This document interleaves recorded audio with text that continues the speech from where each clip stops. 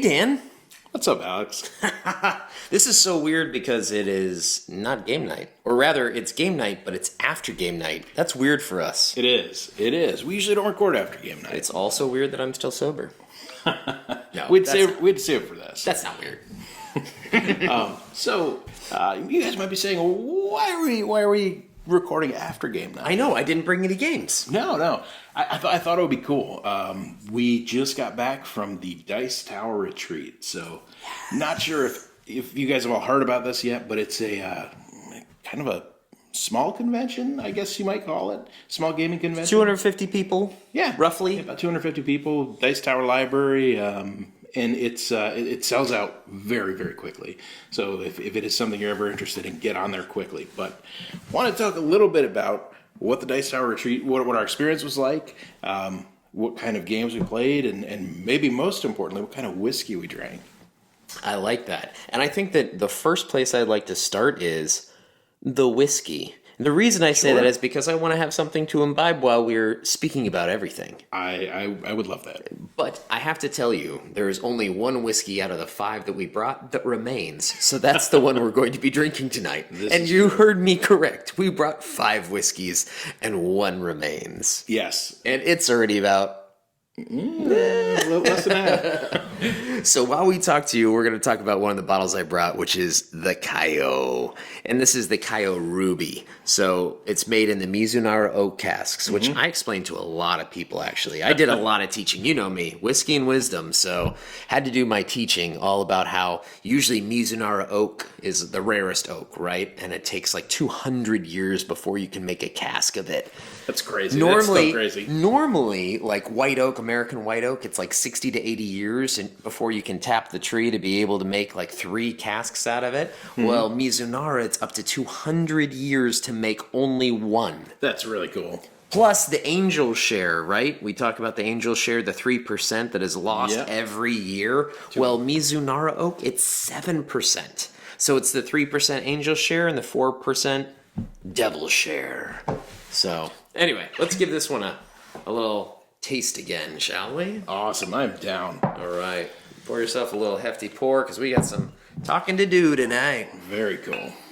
Anyways, it's finished in a little bit of that Pedramene Sherry oak cask, which gives all the extra flavor. But Mizunara, I'm telling you, you have to see it. There we go. You have to try this. Obviously, Japanese whiskey ish. You should definitely try something that has a Mizunara oak finish because it's just so complex. I agree. Different. There's the sweet and the spice together. It's funky. It is. It's really good. And Cayo does quite a bit of it from what we've seen. We've talked previously about the Cayo Fireball that we paired with Rising Sun, and that was the Mizunara as well. We did. So we did the Cayo whiskey. You also brought up I'm not even going to try to pronounce it. The Fettercairn. The Fettercairn. It hasn't really hit U.S. markets yet, but the travel exclusives have just come out. So my tip to everybody out there, look for Fettercairn. Highland 12-year is delicious. They've got other offerings. They're not new. They're just new to us, right? In the stateside. So yeah, that was really tasty. And that came in the 1-liter bottle size. Travel exclusive. Yeah, it's 1-liter size. That's how you know it's... primed for market. Primed and ready. And I do have a bottle of the 16 also, so another time, Dan. And that came in the 750, so. I'd love to try that. And the other one I brought was the Lagavulin Distiller's Edition. So, that was fabulous. And it had a lot of the peat. So we talked about smoke and peat. Something can be smoky and peaty. That was almost more peaty than smoky. My palate, lots of the chalkiness. Loved it. Yeah, and that one was finished too, if I remember, is finished in some kind of sherry as well. Same. It's definitely got that sweet. Pedro Jimenez. The best. Yeah. So they say. And for me, I brought... so we live in Sarasota, Florida. We have a local rum distillery by us, and called Siesta Key. They do wonderful stuff. I know there's a lot of rum fans in Miami, so I brought a bottle of the Distiller's Reserve. I don't have it here, but it's a Distiller's Reserve finished in ex-bourbon. That bottle was gone in an hour. It was less. Like that. It tasted like Christmas in a glass. It was so cinnamony and nutmeggy. It was good. It was tasty. I didn't get to taste a lot of it. I shared it with a lot of friends. But that one was great. I also broke out an Angel's Envy single barrel. Yep. Not typically a fan of Angel's Envy regular bourbon, but the single barrel was 110 proof, and it was excellent. It was hot. so good. It wasn't that bad. It wasn't that bad. It wasn't. And then the last barrel I also brought a 1 liter. I brought the Jack Daniel's Sinatra edition, which was so good. And if you're a Jack Daniels fan, or if you don't like Jack Daniels, There were I some say people there that did not like give Jack. it a try, because Jack Daniels I love. I like, had it way too much in college, and I was like, oh, Jack Daniels is my jam. But I tasted it, and it tastes nothing like Jack Daniels. No, in a good way though. I mean, it's got a lot of the rough edges of regular Jack just sanded off, and there's a little bit more flavor in it. And there were a few people there that said, we don't like Jack Daniels, and it was like, just, if you want to try it, but it'll probably change your mind, and it did. It was great, but They were convinced. again, 1 liter of that, and we have nothing else to show for it. But I mean, it's not like it was the two of us drinking it. It was we. You buy whiskey to share. Exactly. I always say you shouldn't buy whiskey just for yourself. That's shameful. It is Buy whiskey to share. Share with good friends. definitely. And open up the gaming, yeah. right? Yeah. And so one of the cool things about the retreat, one of the things that I like the most is that it's the same. So once you've gone to the retreat one time, you get to buy tickets before they go out to general sale. So it's pretty much, of the 250 people there, I'd say maybe 220 of them are repeat guests. So Mostly sold out before tickets go on sale. Let's put it that way. It is. And you just start to get to know these people really well. And this might be the one time you see them. With some of them, we talk to them throughout the year. We might see them throughout the year. But with some of them, this is like our one time to catch up. So our goal for the Dice Tower Retreat always seems to be game all day. And you're not drinking in the game room at the Dice Tower Retreat. Like, if you know Tom Vassal at all, that's not going to happen at his watch. So one of the things that we like to do is game all day, and then kind of at night when you're ready to wind down, we have a little shindig in the lounge of the hotel. And I think the first night we probably had about 30 people hanging out with us. It's also nice because it's known as like the happy convention or the friendly convention. Definitely. Because oftentimes if you're at other conventions, there's like all these vendors selling you things, or people trying to cut in line because they want to try to get up, to get this signature, get this special offering, right? Lorcana is blowing people's games minds at Gen dropping, Con, yep. Those kinds of things. I love this because it's not about that. It's not about like a new game getting offered.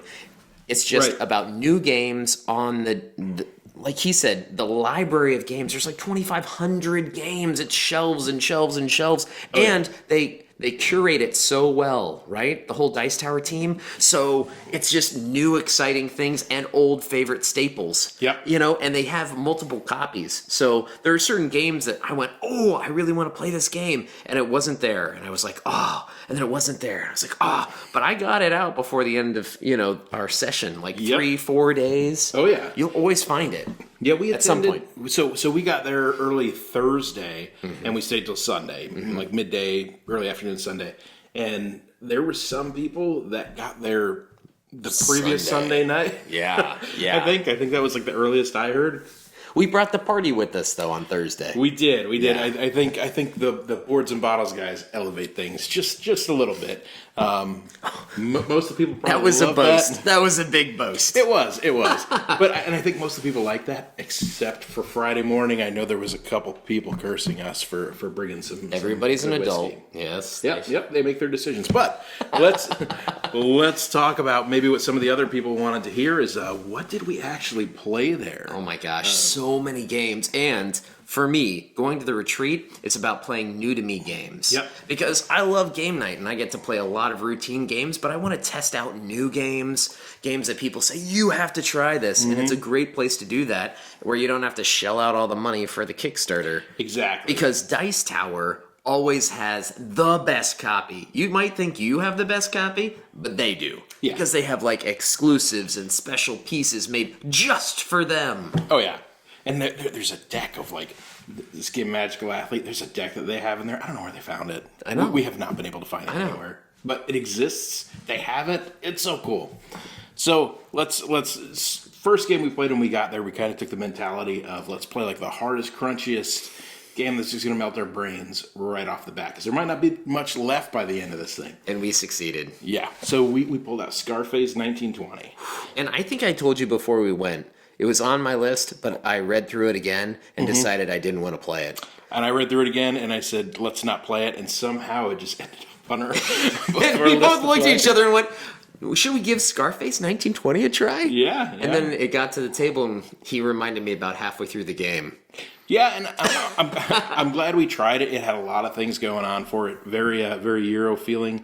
There was so many different actions. There's 15 different actions you could take on your turn. To me it was a little bit of a mess. It was super complicated. We did so much, and at the end of it, I felt like we did so little Because of all the take that. Yep. And I mean, my wife was there with us, which was awesome. Yep. She came with me this year. But the take that in this game it can't be understated. And the best way to prove that is the final score, right? Yes. The last round, like the last moment of the last round, I did one little take that moment. Yep. And what did it cost you? Yeah, so he stole a resource from me, and it would have scored me everything.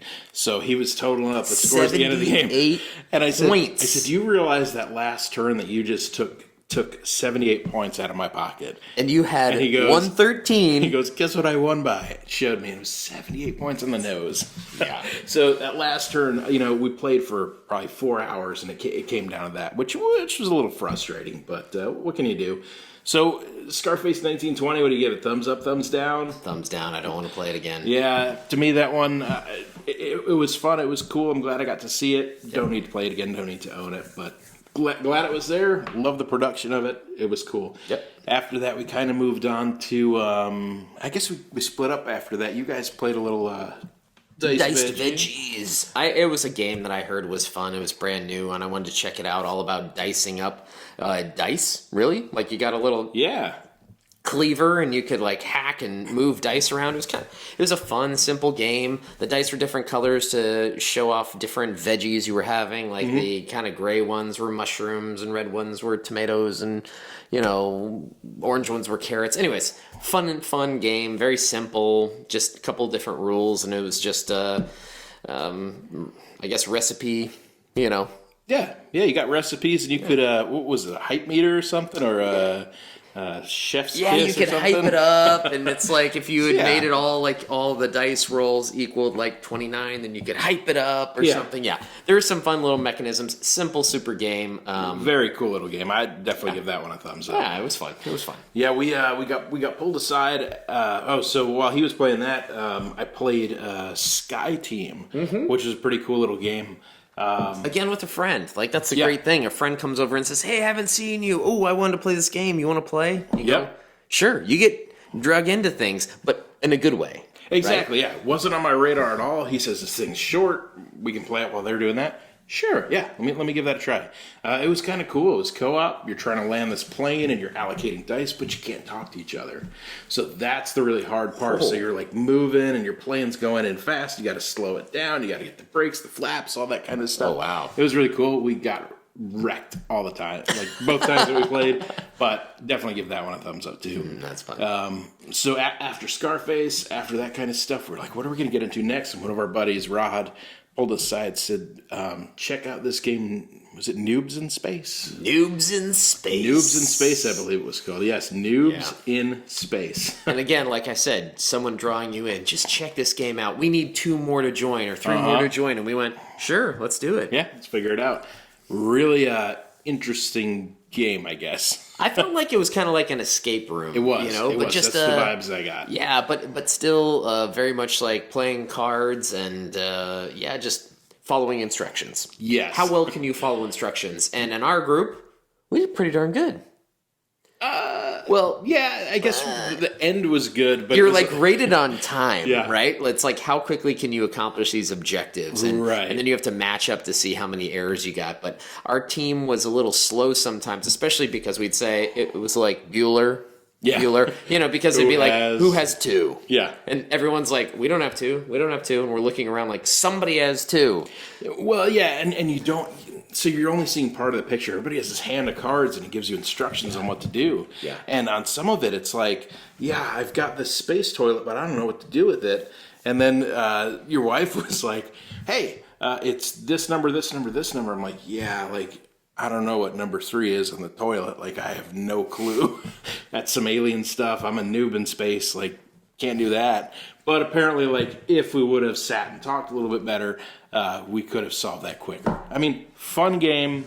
Don't know if I need to play it again. For me, when I'm sitting around, like, the crew always beats that kind of a game. Yes, but it was still fun, and if you're looking for that kind of a vibe, it's a fun little party game to get together. It was. I can see how it could open up like a group play session, Yep. like break the ice if you're playing with strangers. Yep. Lots of fun. Agreed. And then we after that, I think we pulled.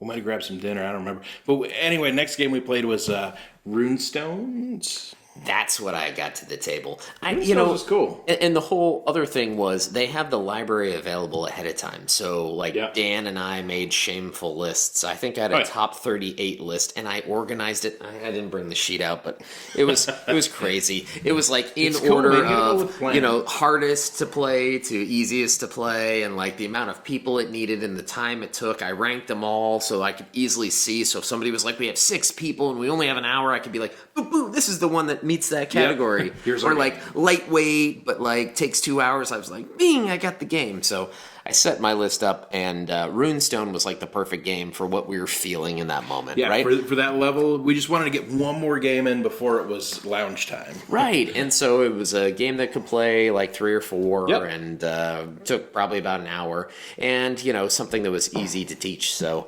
I had a lot of fun. I thought it was a good game. I'll give it a thumbs up. Not something I have to buy, but like something if somebody said, hey, teach me, I'd be like, yes. And that's the other thing about the retreat that's special is you have the ability to put up, they've got like 2 different meeples, like giant meeples with flags. And one is like an extra player wanted. So if we sit down, we really want to play a game that's best at 4, you put that meeple down and it shows everybody like, hey, we're looking for somebody to join. And there's also another one you put down when you need a teacher. And, I saw that throughout the con where people were saying like, oh, I really need a teacher for this. And you just run over and teach the game real quick or join in for the full game. But, just because you want to help others, that's the whole thing about the retreat that's so wonderful is everybody wants to help each other to have a good time. Exactly. It's not about winning the most games. It's about going and teaching. It sounds like somebody that didn't win a lot of games, right? I think I won a lot of games. But yeah, Runestones, I give it like a sideways. Like, to me, it was probably really cool when it first came out. Right now, I don't know how much new it does, but it was cool. I would definitely play it again. Well, also, like, we're seeing all those, like, 2023, I'm looking and it's like Runestones, Oak, Kelty. Like, I'm going like, okay, we've got a theme headed here, you know, like, all the movies that came out at the same time. Armageddon, Deep Horizon, like all that. So usually kind of the philosophy that we go with is first thing in the morning, let's play something crunchy, let's play something hard. I was not feeling something hard Friday morning. So we started with a new game called Rolling Heights. So Rolling Heights was fun. Really, really cool game. 2 thumbs up. Yeah. Huge. It was so much that I had to buy it immediately. I was like, the moment I get home, I was like, 1 day shipping, yes please, because the moment I got home, I had to break it out. Oh yeah. Yeah, I mean, it was really cool. You're taking these handfuls of meeples, you're rolling them, you're getting resources, you're building stuff, you're zoning and comboing stuff. It's a John DeClaire. It is. John DeClaire. A little bit about him. But yeah, Rolling Heights, two big thumbs up. Yeah. And we played it again later on, too. We did. That's one of the ones that we played twice there. Yeah. After that, we moved into Chaos in the Old World. So this has been on my list for 3 years to play at the retreat. And it always seems, and even when we went to a friend's house, like across the state, I was like, you have this game. I've started reading the rules. I want to play it. And it seems to always evade me. So I told Dan, this is the year. It will not escape me. I read the rules 3 times. I was ready to play it. You had it down. you had it down. So yeah, we played that. I thought it was great. There's these dials on the board which turn, and you can make them turn. And when you turn the dials, you get upgrades and victory points and all kinds of cool stuff. What we didn't realize is the dials turn at different levels. So where I was Corn, the blood god, The blood letters. Yeah. So I'm trying to turn my dial, and I turned it so much on the last turn. I'm like, oh, I have to win this. Alex was Slanesh. He did not have to turn his as far as mine. Once you turn it to the end, it says this team wins. So And I thought I was so far out of the game. I was like, I didn't even turn this enough, and there's no way. And then I turned it one space, and that was it. Yeah. And I went, oh, game over. Yeah. And it does tell you on the board, it indicates it, but we just weren't paying attention. Yeah, we to didn't that. know. Somebody didn't teach us that moment, I guess. But it was still incredible game, awesome game, one that neither one of us are probably ever going to have in our collection because it's just so out of print, so hard to find. We got to give it a try, and I loved it. I thought it was great. I give that one 2 thumbs up too. And hopefully there's a reprint at some point in time. That would be fun. Hopefully that would be really cool. I would love that. We tried, after that we moved on to World Wonders, which was getting a ton of hype.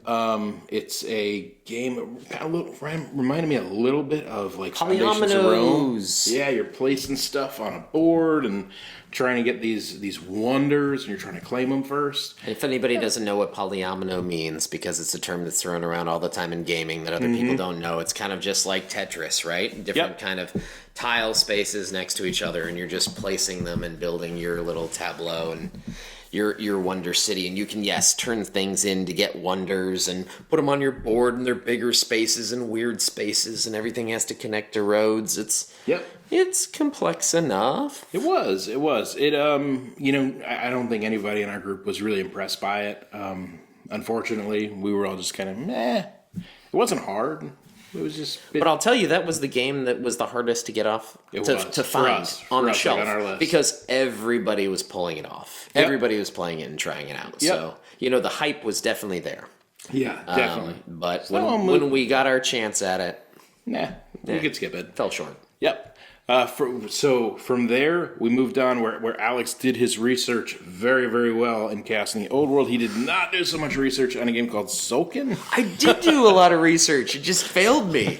Because sometimes, if you watch the video, if you, look at something, I even got up early that morning and read the rules before everybody came down, just to refresh. But when you get there, some games are complex enough and just have some, So the thing about that game, and this is, I'm just going to defend myself to the end on this one, but there are just so many different icons. Oh, there is. Right? And some Tracks things are and I mean, we can figure out basic stuff, but we totally played this game wrong in 3 different ways. We were cheaters in 3 different ways, but we were consistent cheaters. Yeah. We had fun. We laughed for a couple hours. Yeah, we all kind of agreed, ooh, if we played that rule the way it was, I don't know if I'd enjoy it as much. Yeah. And also, I mean, the dials are what got me. I wanted to love the game. Mm-hmm. The theme, the dials moving, all of that, tech track and, monument track, or the temples to the gods, all that stuff speaks to me, and engine building, all buildings. That. Resource generation, worker placement, but it just did not come together for me. No, and I'm undecided on this one at the end of the day, because I feel like we didn't get the correct experience on it. I'm not sure even if it was correct, if it would have resonated with me. But I mean, happens to the best of us, as we'll talk about a little bit later with this guy. I don't even know where he's going with that, but I can't wait to find out. No, so where Zulkin might not have lived up to the hype, we did move on to Ra after that, which, I mean, Ra, I think, got thumbs up from everybody at the table. Just super simple auction game, Egyptian theme. I don't know if the theme really matters, but you've got this giant bag, and the Dice Tower version is so cool.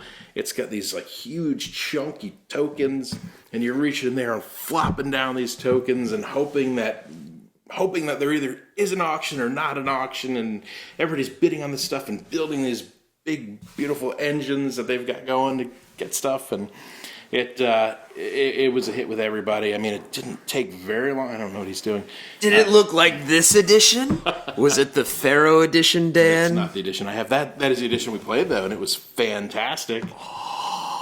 So, one of the things we should stop and talk about real quick Sure. is at the retreat, so they have a virtual flea market to begin, right? Which is a lot of fun. Not always at a lot of retreats, I think, but you can go early when you get there, and there's always a day in the morning where you can sell games and buy games. There's a list, right, ahead of time, and I picked up a sweet game in that, and you can sell some games. So it's kind of a good way to meet people right away and get a couple of games purchased that you're wanting. But also, with the Dice Tower Retreat, they have at the end like an exchange. You bring a really great game that you would want. Yep. And that's what I always do. That's what I do. I bring a game, like Colleen brought a game. We brought games that we were really happy if we could win that game. Yep. And so then at the end of being there, like one of the last days, they take all your badges and they mix them all up, and then they start pulling them out, and you can go up to the table to win games. And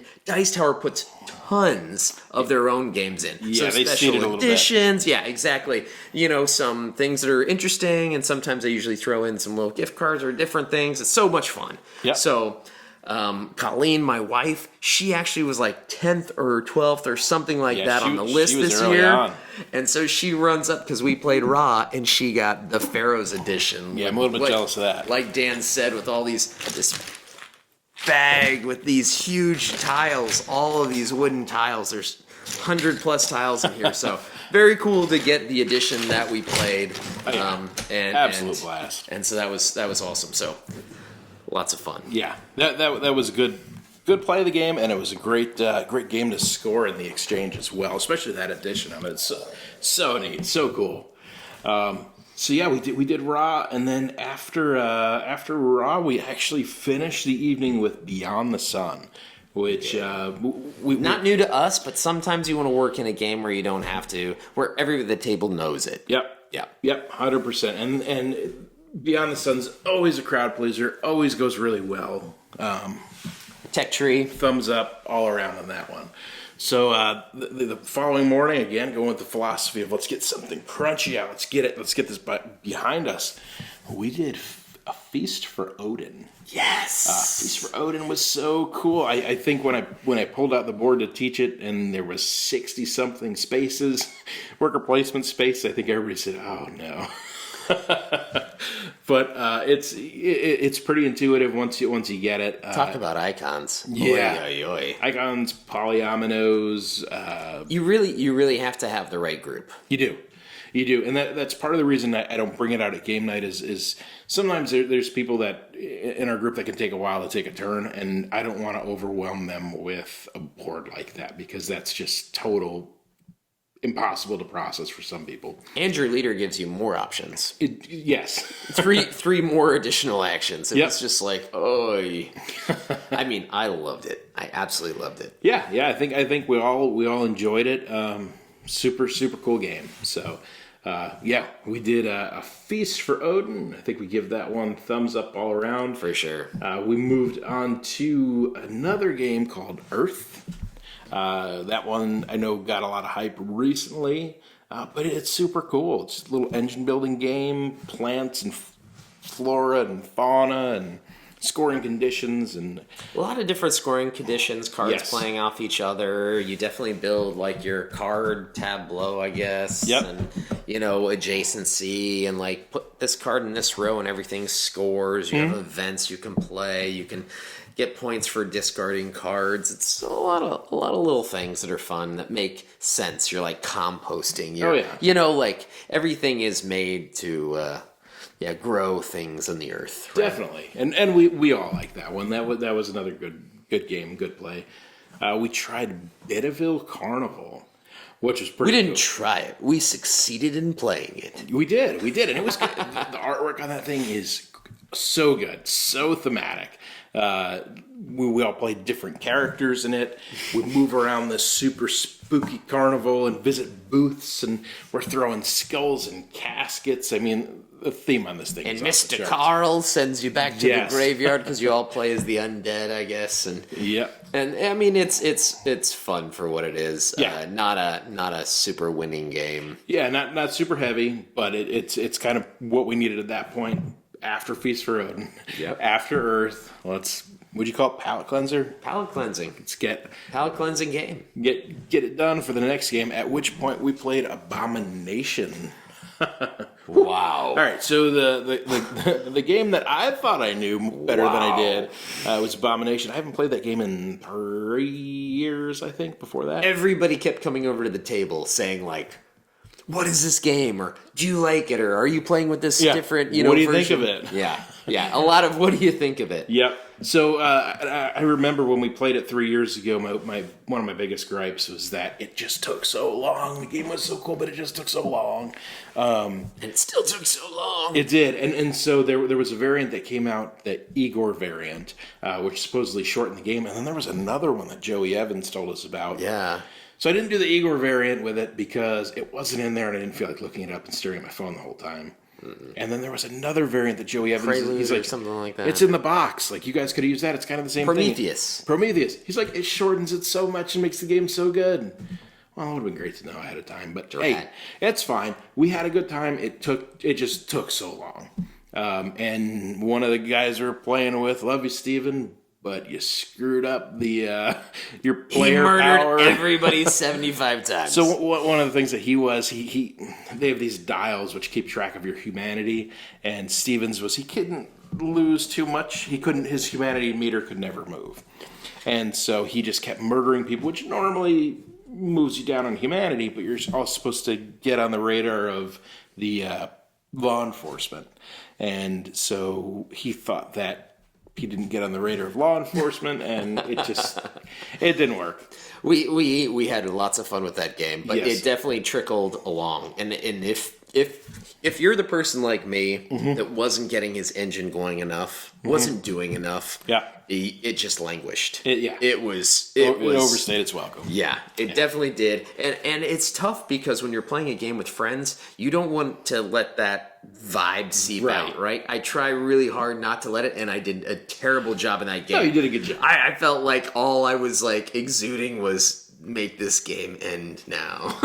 Not at all. So yeah, we got done with that one. We said let's do one more game before we head out and enjoy some whiskey. We did Rolling Heights again. Yes. And then we were introduced to a game actually in the lounge. Ooh. Yes. Il Vino Morte. Il Vino Morte. Is it a game or an activity? Let's be specific. Doesn't matter. Someone named Steven would very much disagree with you. It's an activity. I don't care.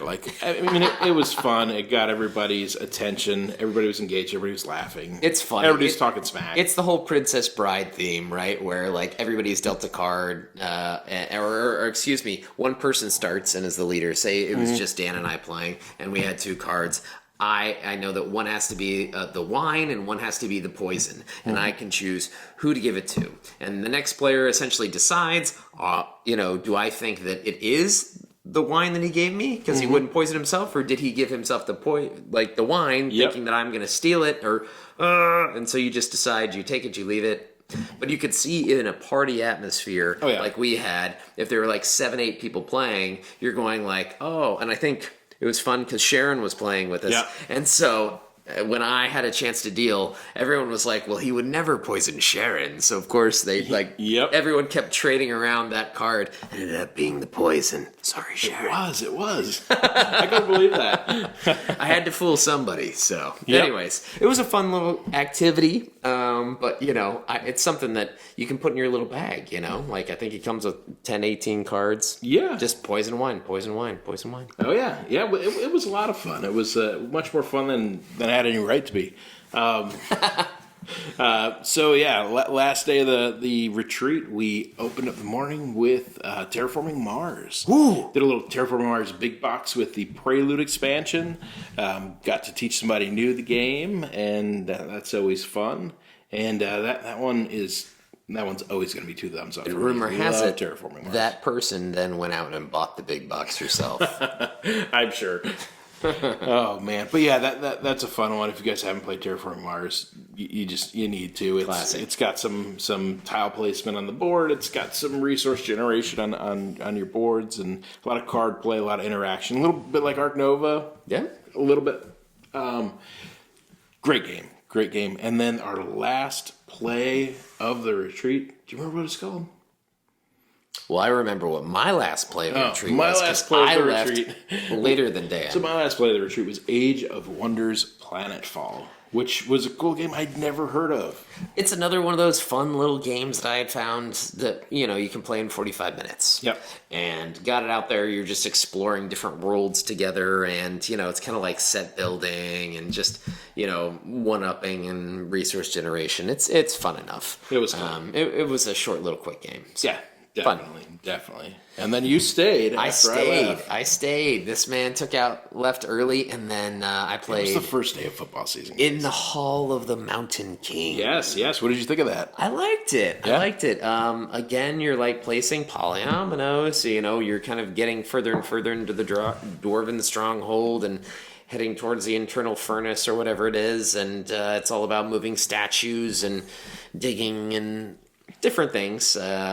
I like it because you're orcs and you're kind of the first to build out their pyramid in the game, and that's kind of the thing that saved me because I played it one-on-one against my wife, and she was definitely going to take me out. But I knew that I had a quick game strategy, and so I had to end the game quickly. Gotcha. Understood. Should it be 4 more rounds, she would have destroyed me, so went for the win. Well, good. I mean, that one sounds great. I'd love to try it sometime. Yeah.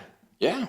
So it was a really great event, and then of course they ending ceremonies. They tell you like we're going to immediately start doing tickets for next year. We're excited for next year. I know that we've already booked next year. We are booked it's for next year. in Orlando at the Crib Royale. It's going Yeah. to be amazing. I would say if anybody has the opportunity to get tickets, you should totally get them the moment they become available because it is not to be missed. Yeah, don't sit on the tickets if you're thinking about going.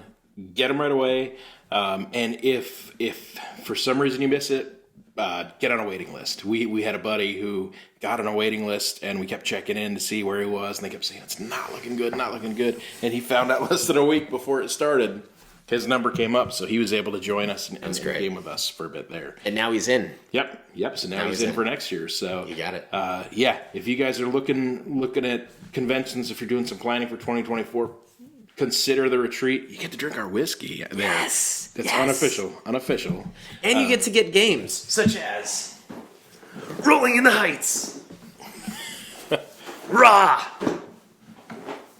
Oak, Oh my goodness. Caverna. What a haul. My gosh, Dan. You That's got a that's breath? just what we brought home. Wow. Oh, that's cool. Anyway. That is cool. Yeah. Good times, good whiskey, good friends, and an amazing, amazing event. Those Dice Tower people know how to do it. They do. They really do. And for all our friends that were returning and all our new friends that we made, can't wait till next year to see you guys again. Cheers. Yeah.